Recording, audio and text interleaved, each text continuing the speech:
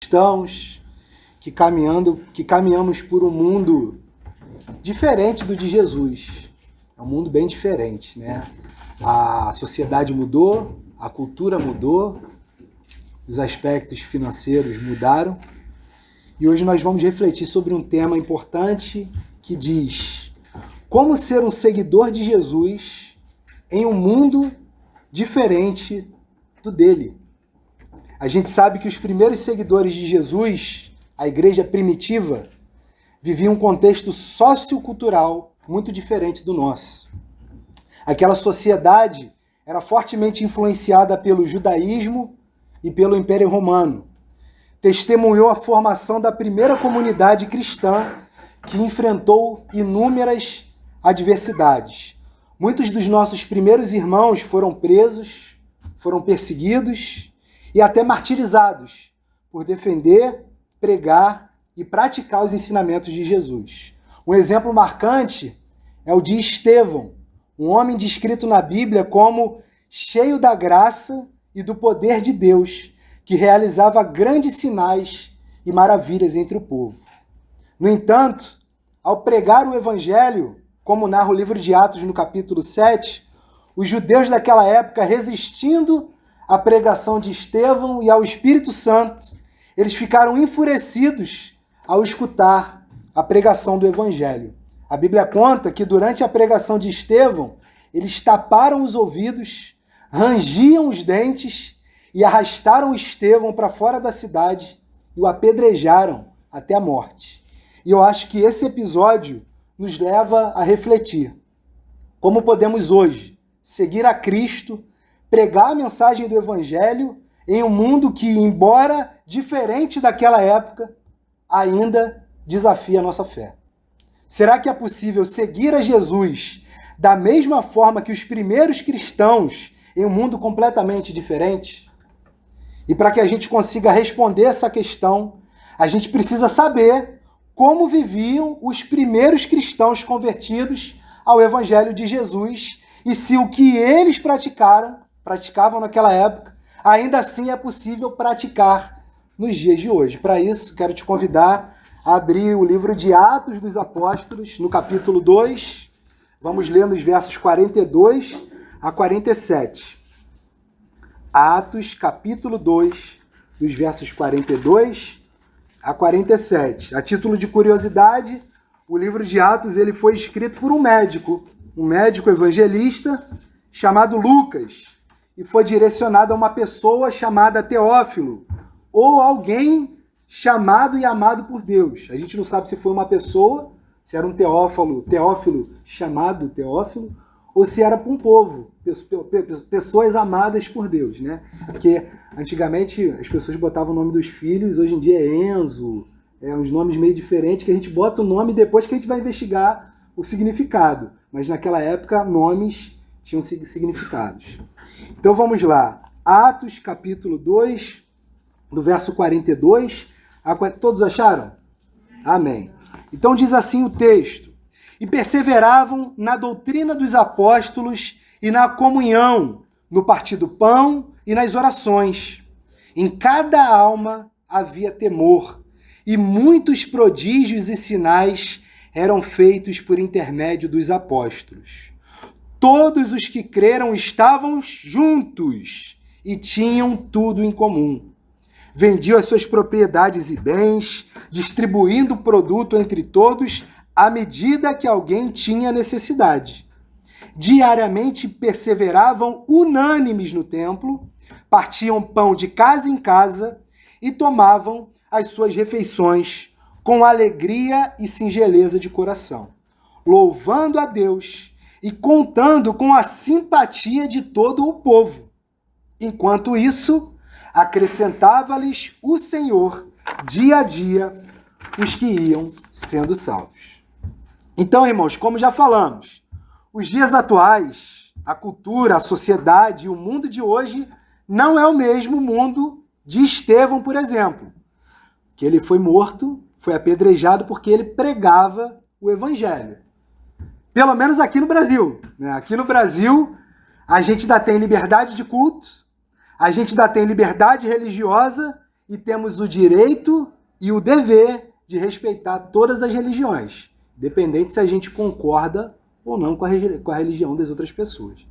Só que se a gente for para países como Coreia do Norte, Afeganistão, Somália, Arábia Saudita, por exemplo, nós certamente teremos muita dificuldade para pregar o evangelho ou tentar experimentar uma vida de comunhão diária por causa da perseguição que esses países vivem no dia de hoje. Nesses lugares, certamente o nível de perseguição aos cristãos é no mínimo igual ou pior do período que Estevão e os primeiros discípulos viveram. Mas falando do Brasil, falando da nossa realidade, a gente não vê nenhum cristão sendo apedrejado por aí, como aconteceu com Estevão, pelo menos de forma literal, porque na internet às vezes a gente toma pedrada, eu já tomei algumas, né? Não chegou fisicamente, mas a gente toma de vez em quando.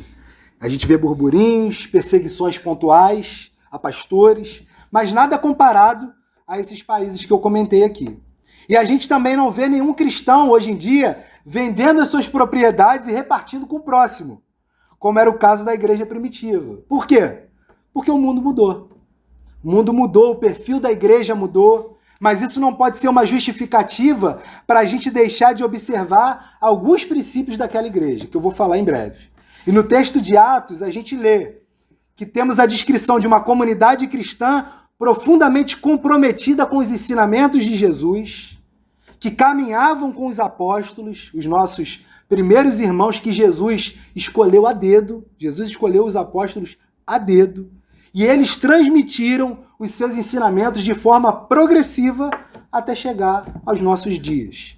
E embora o contexto cultural e social fosse diferente de hoje, eu creio, irmãos, que seja possível perceber que vários dos princípios que a gente leu, a gente ainda pode trazer para os dias de hoje e ser relevante para os nossos dias.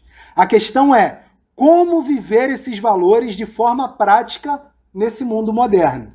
E no mundo que um salário é diferente do outro, a gente tem aqui patentes diferentes, nem todo mundo tem o mesmo soldo, e a gente é irmão, não é verdade? Em um mundo que a gente vive uma crise de identidade profunda, onde temos tantas placas de igreja que a gente fica até confuso em saber se aquela igreja é uma igreja cristã de verdade, não é assim? Eu tenho essa percepção. Você vai numa igreja assim, tu fica na dúvida, pô, eles são crentes mesmo? Não sei. A gente tem uma crise de identidade. Em um mundo em que o nosso país, por exemplo, é o segundo maior país evangélico do mundo, ficando atrás apenas dos Estados Unidos, que tem uma das maiores populações evangélicas protestantes do mundo. O Brasil teve um crescimento expressivo nas últimas décadas, que ao mesmo tempo é o país com mais alto índice de violência contra a mulher, com os dados mais alarmantes de feminicídio, de agressão doméstica, inclusive dentro da igreja. Dentro da igreja acontecem situações que deveriam ser de acolhimento, mas a gente conhece algumas histórias de mulheres que foram violentadas, traídas, e elas são orientadas por muitos pastores covardes a ficarem quietas. Isso acontece nos nossos dias. No Brasil, o segundo maior país evangélico do mundo. E um país que a gente vê no dia a dia assalto, tráfico de drogas, roubo, morte, e se tornou um assunto muito comum aonde? Nos nossos cafés da manhã. Todo dia de manhã a gente fala sobre morte, a gente abre ali o Bom Dia Rio, devia ser Tragédia Rio, mas é Bom Dia Rio. Todo dia a gente vê um índice de violência. Como é que pode? Um dos países mais evangélicos do mundo ser o mais violento. É contraditório, não é? É muito contraditório. Será que o povo que confessa ao IBGE que é evangélico é o povo de verdadeiros seguidores de Jesus? Ou a gente está entrando para a estatística? Eu acho que a gente está entrando para a estatística. E diante disso, vamos percorrer esses 6 versículos que a gente leu aí, em Atos 2, e tentar perceber algumas características que podemos viver nos dias de hoje, praticar e demonstrar verdadeiramente diante da sociedade que nós somos discípulos de Jesus e que perseveramos na doutrina dos apóstolos, caminhando em comunidade, com os mesmos ensinamentos da igreja primitiva e temendo ao Senhor e a obediência a sua palavra. E a primeira característica de um seguidor de Jesus do mundo atual é que precisamos confiar e perseverar na doutrina dos apóstolos. Olha o verso 42, o que diz aí na parte A. Aqueles irmãos perseveravam na doutrina dos apóstolos. E perseverar na doutrina dos apóstolos significa simplesmente crer na Bíblia, irmãos, que foi escrita também pelos apóstolos. A Bíblia é a palavra de Deus. A Bíblia é autêntica, é suficiente, é inerrante e é autoridade para as nossas vidas. O apóstolo Paulo, quando escreveu a sua segunda carta a um jovem chamado Timóteo, olha o que Paulo disse. Timóteo, toda a escritura, ou seja, toda a Bíblia, ela é inspirada por Deus. É útil para ensino, para repreensão, para correção, para educação na justiça, a fim de que o homem de Deus, e também as mulheres de Deus, sejam perfeito e perfeitamente habilitado para toda boa obra. Então, como nós seremos habilitados para servir a Jesus se a gente não conhece os seus ensinamentos? Como que a gente vai viver um evangelho genuíno se a gente não conhece a Bíblia? Então não faz sentido a gente dizer que crê em Deus, que crê em Jesus, mas não quer viver na obediência da sua palavra. É contraditório. E aqueles homens do passado, eles tinham a convicção de que os textos dos apóstolos era a própria palavra de Deus, que afirmava e reconhecia Deus como Pai, Criador dos céus e da terra, e também conheciam Jesus Cristo, seu único Filho, que apesar de em carne, pelo poder do Espírito Santo, nascer da Virgem Maria, eles sabiam que Jesus sempre existiu. E o próprio Jesus afirmou isso algumas vezes. Jesus falou algumas vezes assim, antes de Abraão existir, eu sou. Jesus sempre existiu. E esse mesmo Jesus, que já existia antes da terra ter sido criada, antes do mundo existir, ele mesmo abriu mão da sua glória, veio como homem e por amor a cada um de nós foi crucificado, morto, sepultado. Mas ao terceiro dia, a doutrina dos apóstolos nos diz que a morte não pôde contê-lo, porque ele ressuscitou, irmãos. E Jesus nos fez uma promessa. E os apóstolos registraram essa promessa de que Jesus prepararia um lugar para nós e que vai voltar e nos receber para que ele mesmo, aonde ele estiver, nós também possamos estar. Essa é a doutrina dos apóstolos. Portanto, perseverar na doutrina dos apóstolos é aceitar todos esses fatos que eu disse como verdades absolutas, porque a palavra dos apóstolos são as palavras de Deus. Porque toda a Escritura é inspirada por Deus. E a Bíblia é suficiente para nos dizer qual é a vontade de Deus para as nossas vidas. Nenhum livro, nenhum profeta da atualidade, nenhum apóstolo contemporâneo vai nos dizer com fidelidade ou até mesmo por novas revelações algo da parte de Deus, se não estiver baseado e registrado na Bíblia. A revelação de Deus, ela já foi transmitida aqui. Todas as revelações que você pode saber, o que você queira saber sobre Deus, está aqui nesses 66 livros. Não vai vir de outro lugar. Se vier de outro lugar, tem que estar baseado aqui. É contraditório um profeta chegar para você e falar assim, exemplo, olha, Jesus não vai voltar. É contraditório, porque os apóstolos disseram que ele vai voltar. É contraditório dizer assim, você consegue ser salvo pela sua vontade. É contraditório, porque o que nos salva é a graça de Deus mediante a fé. Amém? Estão entendendo o que eu estou dizendo, né? Amém. Vamos em frente.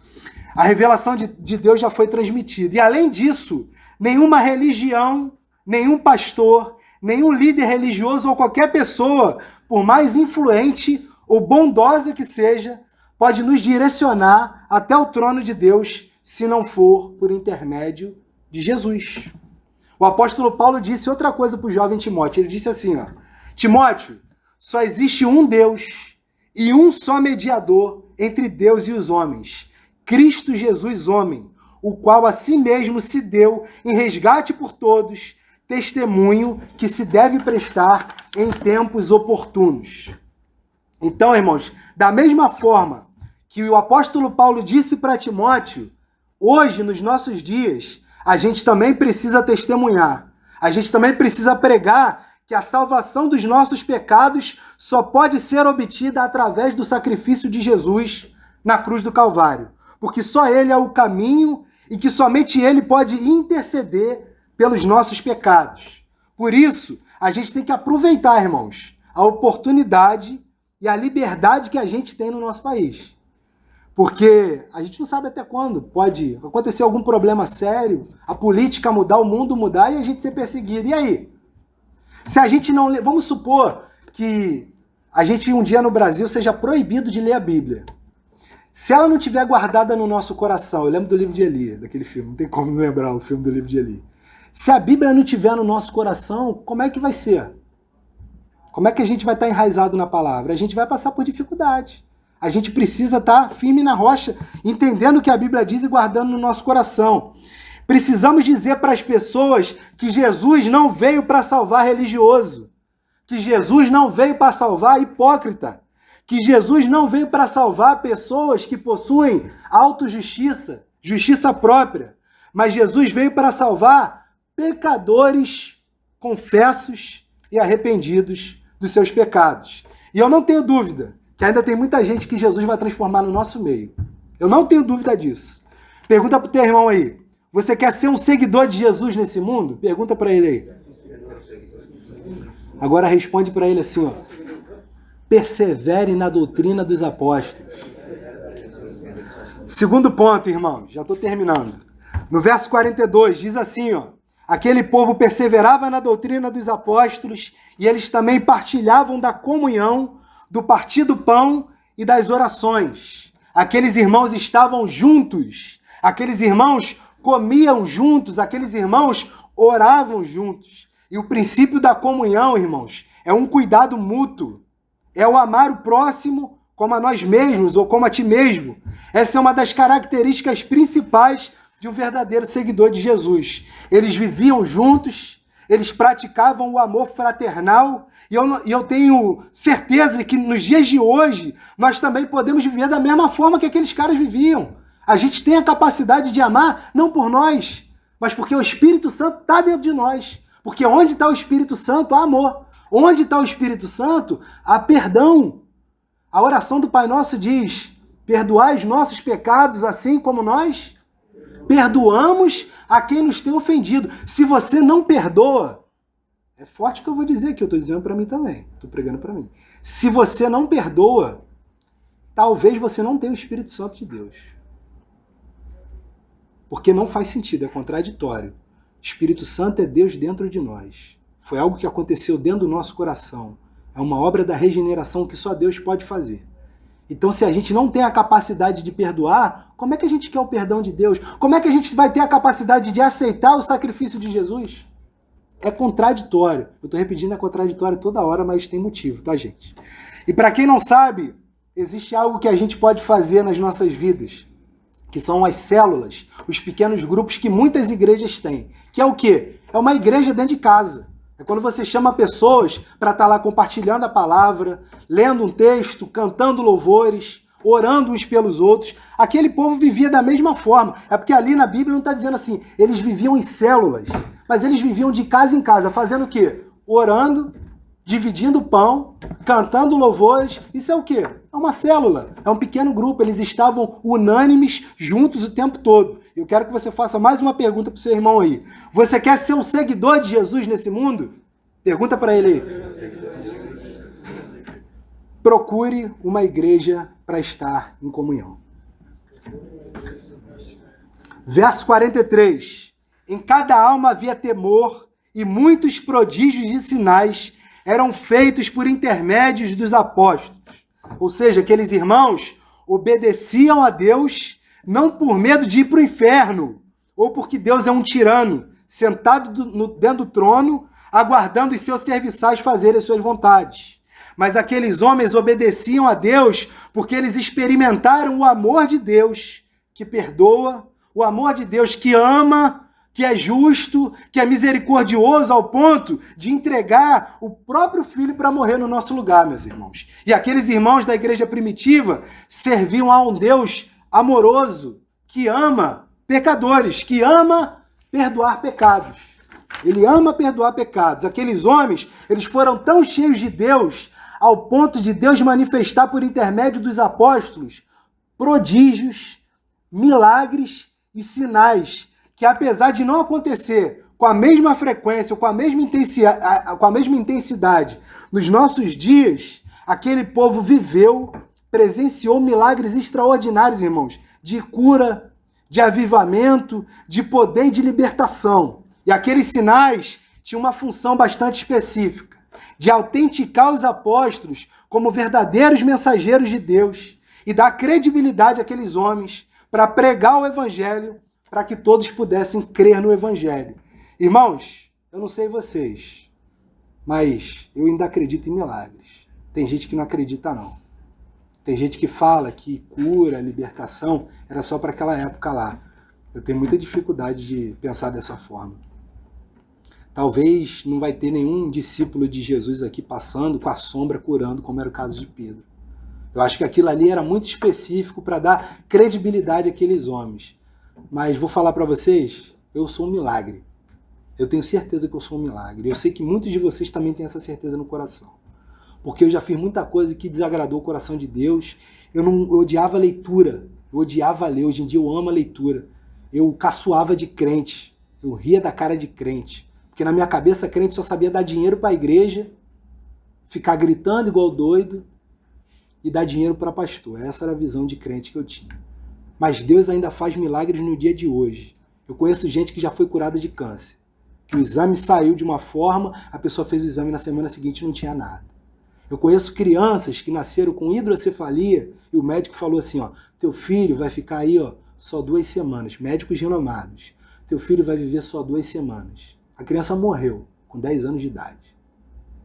Deus ainda faz milagres nos dias de hoje. E se existe algum pecado ou escravidão da nossa parte, que a gente já tentou de tudo e não conseguiu se libertar, existe um Deus que pode nos libertar, irmãos.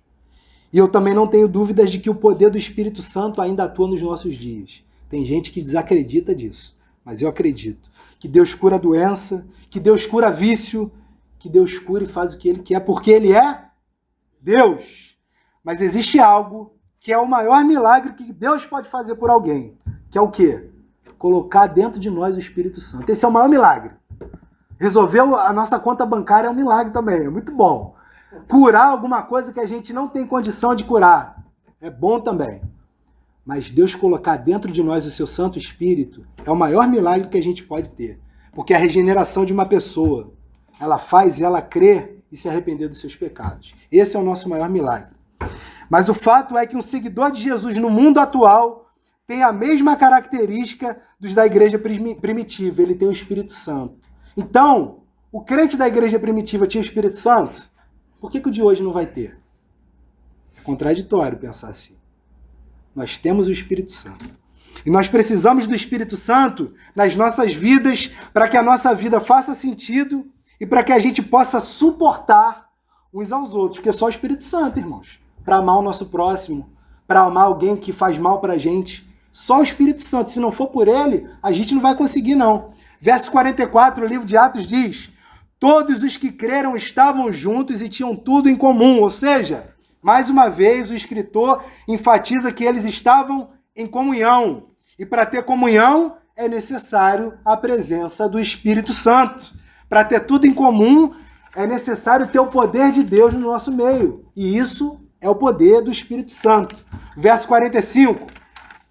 Vendiam as suas propriedades e bens, distribuindo o produto entre todos à medida que alguém tinha necessidade. Aqui nesse texto, para que não fique nenhuma confusão no entendimento, achando que Jesus era o que ordenava as pessoas, ó, vende todas as suas casas, todos os seus bens e me siga. Não era bem assim, tá bom? A gente já disse que os cristãos da igreja primitiva viviam um contexto social e cultural diferente do nosso. E além disso, aqueles irmãos ali, eles já ansiavam por uma expectativa da iminente volta de Jesus. Eles tinham quase certeza, caraca, Jesus vai voltar. Eles viviam dessa forma. E por isso era muito comum compartilhar, vender as propriedades, vender os recursos em tempos de necessidade. E além disso, muitos dos primeiros cristãos viviam sob condições de perseguição e também de pobreza, o que reforçava essa necessidade de cuidar uns dos outros de maneira prática e de maneira urgente. E apesar de hoje a gente viver em uma sociedade mais individualista, com uma estrutura econômica bem diferente, eu creio que seja possível, irmãos, minimamente, a gente apoiar quem precisa, a gente apoiar quem possui menos recursos, seja financeiramente, seja emocionalmente, porque isso reflete dois princípios que aquela igreja tinha: a generosidade e o serviço. Fala pro seu irmão aí do lado aí, ó. Você quer ser feliz? Fala para ele assim, ó. Seja útil.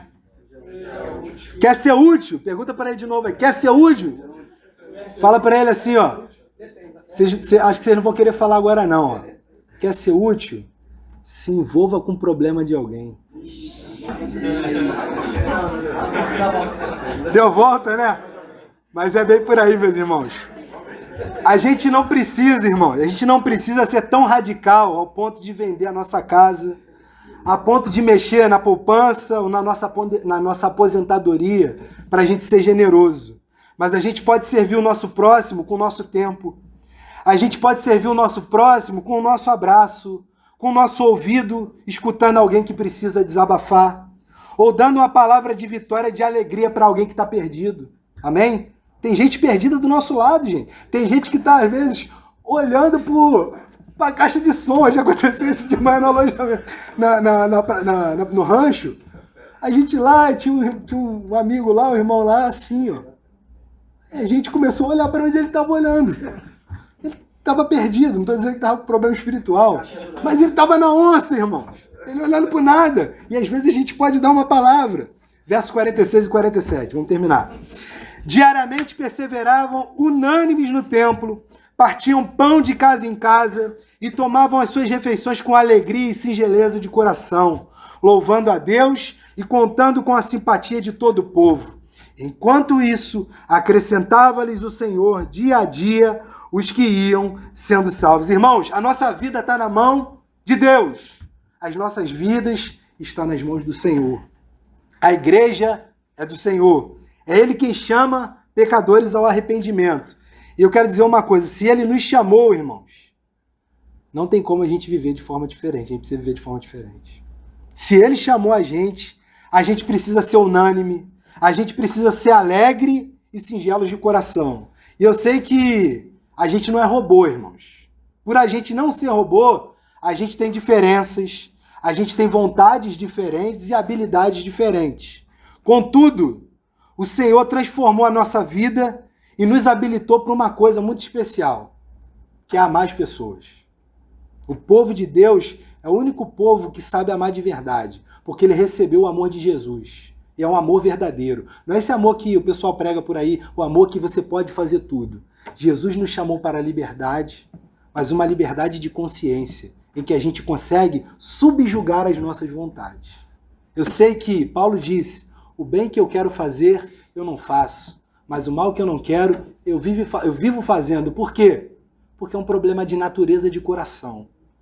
Você só vai parar de pecar quando você for glorificado. Não tem como. É da nossa natureza, é do nosso DNA adâmico. Todo mundo nasceu zicado, não tem como mudar isso. Todo mundo. Mas o Espírito Santo dentro de nós nos habilita ao quê? A lutar contra. Quem não tem o Espírito Santo não tem como lutar contra. Por isso que às vezes a gente fica julgando as pessoas lá fora. Olha o que esse cara está fazendo. Às vezes ele não tem o Espírito Santo. E o que a gente tem que fazer? Pregar o Evangelho para ele. Orar por ele, porque o Espírito Santo pode transformar pessoas, porque ele transformou a nossa vida. Então, irmãos, nós temos o privilégio de entender e receber como verdade o Evangelho de Jesus. E isso só foi possível por intermédio do Espírito Santo. Mas existe muita gente precisando conhecer o amor de Jesus. E eu ouso dizer mais uma vez, que Deus pode usar você para chamar alguém desse prédio aqui para a obra que Jesus tem para fazer na vida dessas pessoas. Vamos ficar de pé, vamos orar. Que Deus abençoe a sua palavra aos nossos corações e que o Espírito Santo cuide de nós.